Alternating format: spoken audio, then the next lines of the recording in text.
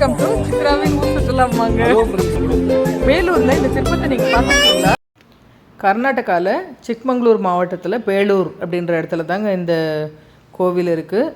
சென்னை கேசவ பெருமாள் கோவில். பெருமாள் கோவிலுங்க இது. கோவிலுடைய ராஜகோபுரம் இது. உள்புறத்துலேருந்து காட்டுறேன். ரொம்ப அழகான சிற்ப வேலைப்பாடுகள் கொண்ட இந்த கோயில் ரொம்ப அழகாக இருந்தது. ஃபுல்லாக ஒரு ரவுண்டு பார்த்துடலாம். முதல்ல கோவிலுக்கு நேராக கொடிமரம் இருக்குது. அதுக்கு அடுத்தது கருடன் இருக்கார். இந்த தூண் ரொம்ப ஸ்பெஷாலிட்டிங்க. 42 அடி உயரம் கொண்டது. அதுக்கு அடியில் ஒரு துணியை விட்டு வெளியில் எடுத்தால் அப்படியே வருது. அடியில் ஒரு டச்சிங்கே இல்லை. எப்படி அது அமைச்சிருக்காங்கன்னு இன்னும் பார்த்தா ஆச்சரியமாக தான் இருக்குது. ரொம்ப அந்த அழகான கோவில். உள்ளே போய் பார்க்கலாம்.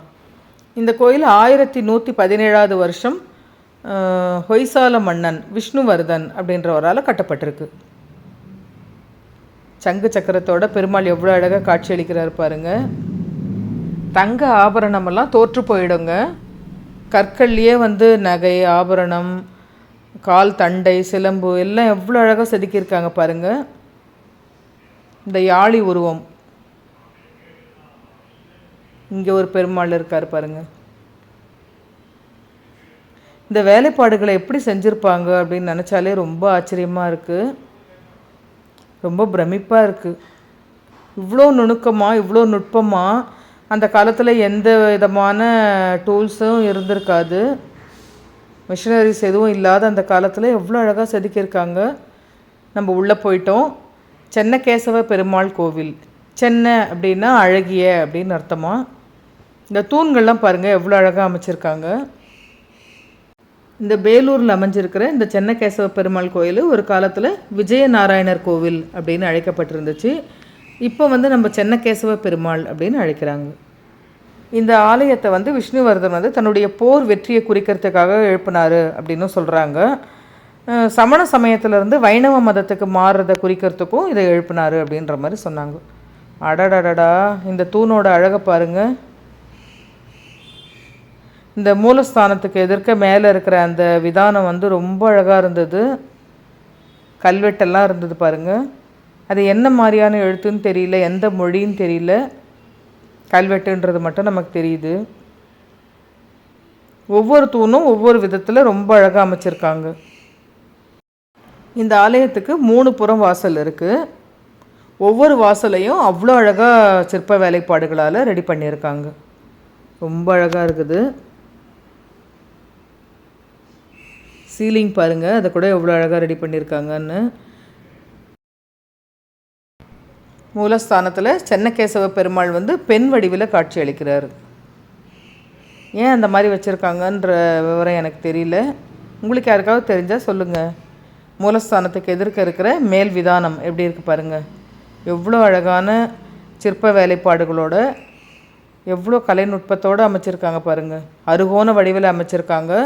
ஒவ்வொரு மூலையிலையும் ஒரு சிற்பம் அமைச்சிருக்காங்க. அந்த சிற்பங்கள்லாம் ரொம்ப நுணுக்கமாக, கை வளையிலேருந்து, காதணியிலேருந்து, கொலுசுலேருந்து, இசை வாசிக்கிறது, விவரிக்க வார்த்தைகளே இல்லை. அவ்வளோ அழகாக அமைச்சிருக்காங்க. 1000 வருடங்கள் ஆக போகுது கிட்டத்தட்ட. அதையும் தாண்டி இது அமைச்ச காலத்தில் எவ்வளோ அழகாக இருந்திருக்கோன்னு பாருங்கள். இந்த தூண் பாருங்கள். யாக்காச்சி ஆற்றங்கரையில் தான் இந்த கோவில் அமைச்சிருக்காங்க. பெங்களூர்லேருந்து 220 கிலோமீட்டர் இந்த பேலூர்.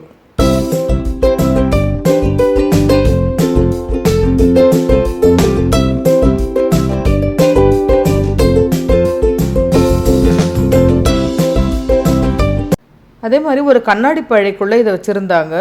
இது என்னதுன்னு எனக்கு தெரியல. இதை பற்றி டீட்டெயில் உங்களுக்கு தெரிஞ்சாலும் எனக்கு சொல்லுங்கள். ஒவ்வொரு வாயிலையும் அந்த யாழி உருவம், பெண் தெய்வங்கள், பெருமாள் எல்லாம் அமைச்சு ரொம்ப அழகாக சிற்ப வேலைப்பாடுகள் செஞ்சுருக்காங்க. இங்கே இருக்கிற சிற்பங்களை விவரிக்க வார்த்தைகளே இல்லை. நான் அப்படியே காட்டுறேன், நீங்கள் பாருங்கள். கண்ணாடியில் பார்க்குற மாதிரி இருக்குது. அந்த காலத்தில் கண்ணாடி எங்கே இருந்தது? எனக்கு இதுதான் ஆச்சரியமாக இருக்குது. கண்ணாடி கண்டுபிடிச்சே 200 வருஷம்தான் ஆகுதுன்னு சொல்கிறாங்க. கண்ணாடியில் ஒரு பெண் பார்க்குற மாதிரி இருந்தது. 1000 வருஷத்துக்கு முற்பட்ட சிற்பம் இது. அப்போனா நம்ம நாட்டில் ஏற்கனவே கண்ணாடி பார்த்து முக அலங்காரம் பண்ணிக்கிற வழக்கமெல்லாம் இருந்ததா?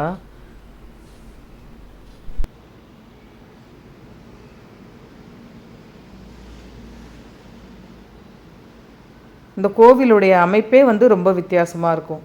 எவ்வளோ யானை சிற்பங்கள், குட்டி குட்டி குட்டி குட்டியாக யானை, யாழி, சிங்கம், குதிரை, ரொம்ப அழகாக அமைச்சிருக்காங்க.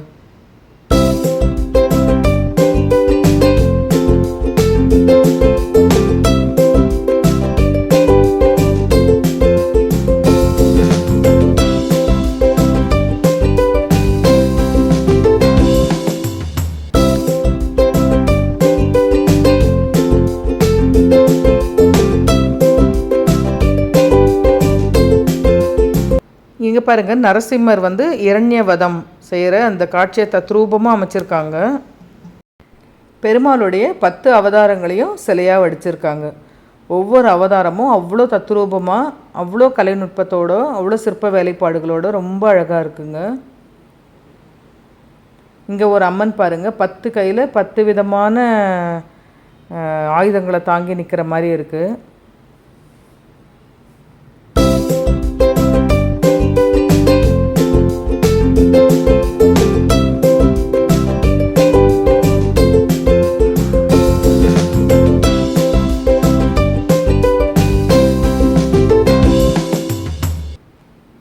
அதே நேரத்தில் ஈஸ்வரன் உருவமும் இருக்குது. ஈஸ்வரன் அம்பிகையோடு அமர்ந்திருக்கிற மாதிரியான சிற்பங்களும் இங்கே இருக்குது. சைவமும் வைணவமும் ஒன்றா தான் இருந்திருக்காங்க.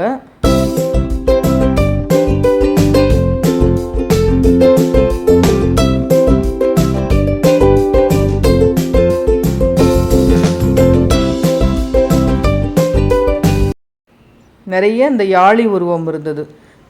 சின்ன சின்ன சைஸ்லையும் சரி, பெருசுலையும் சரி. இந்த குதிரை மீது அமர்ந்த அந்த வீரர்கள். இங்கே ஒரு பெருமாள் இருக்கார் பாருங்க. குதிரை காலை மடக்கின மாதிரி, ஒரு குதிரை பறந்து போகிற மாதிரி, நடந்து ஓடிக்கிட்டு இருக்கா மாதிரி. வேற லெவல்.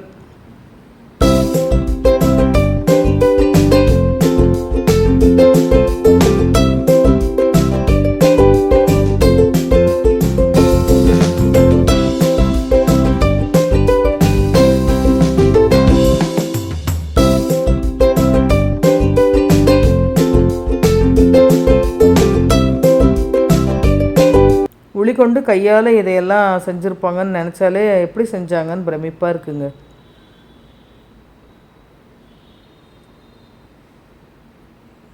எக்கச்சக்கமான டூரிஸ்ட் வந்திருந்தாங்க. ஒரு டூரிஸ்ட் சொன்னார், கம்போடியாவில் இருக்கிற அங்கோர் வாட் கோவில்லாம் இதோட கம்பேர் பண்ணும்போது ஒன்றுமே இல்லைங்க அப்படின்ற மாதிரி சொன்னார். இவ்வளோ சிற்பங்கள் நம்ம நாட்டில் இவ்வளோ அழகாக இருக்கிறத டூரிசம் பிளேஸாக இன்னும் கொஞ்சம் டூரிசம் டெவலப்மெண்ட் பண்ணணும் அப்படின்னு நான் நினைக்கிறேன். இதை மக்களுக்கு கொண்டு போய் சேர்க்கணும். உலக மக்களுக்கு இதை கொண்டு போய் சேர்த்து உலக மக்கள்லாம் விரும்பி பார்க்குற இடமா இதை உருவாக்கணும்.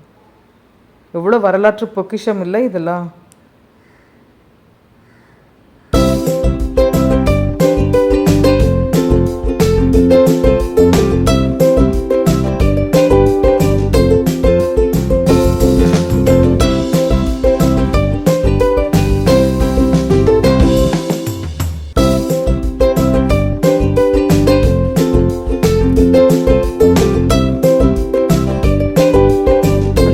அணிஞ்சிருக்கிற ஆடை, அதுக்கப்புறம் அணிகலன்கள், தண்டை, கொலுசு, இதெல்லாம் பாருங்கள் எவ்வளோ நுட்பமாக இதை கற்களால் செதுக்கியிருக்காங்க.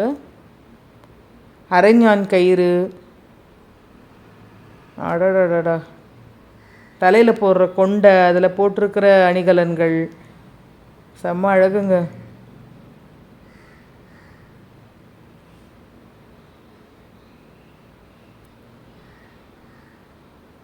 பேலூர் போனீங்கன்னா ரொம்ப உன்னிப்பாக இதெல்லாம் ஒவ்வொன்றும் கவனித்து பார்த்துட்டு வாங்க. செம்ம அழகாக இருக்கும். அந்த கலைநயம் நம்மளை ரொம்ப பிரமிக்க வைக்குது.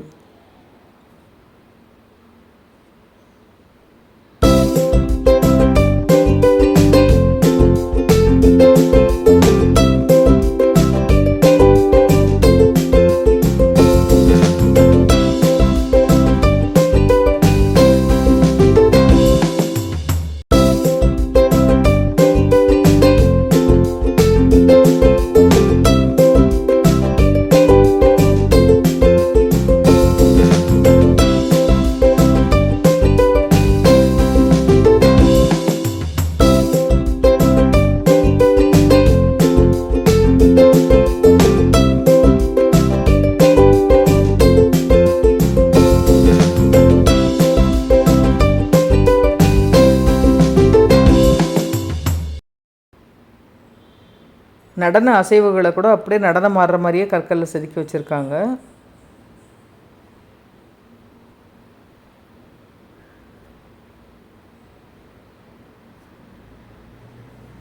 இது இன்னொரு நுழைவாயில். இது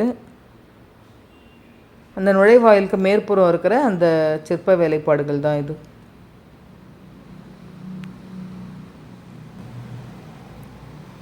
சிக்மங்களூர் போகிற வழியில் அந்த பேலூர் அந்த கோயிலையும் பார்த்துட்டு போகலாம் அப்படின்னு சொல்லிட்டு நாங்கள் அந்த கோவிலை பார்க்க வந்தோம்.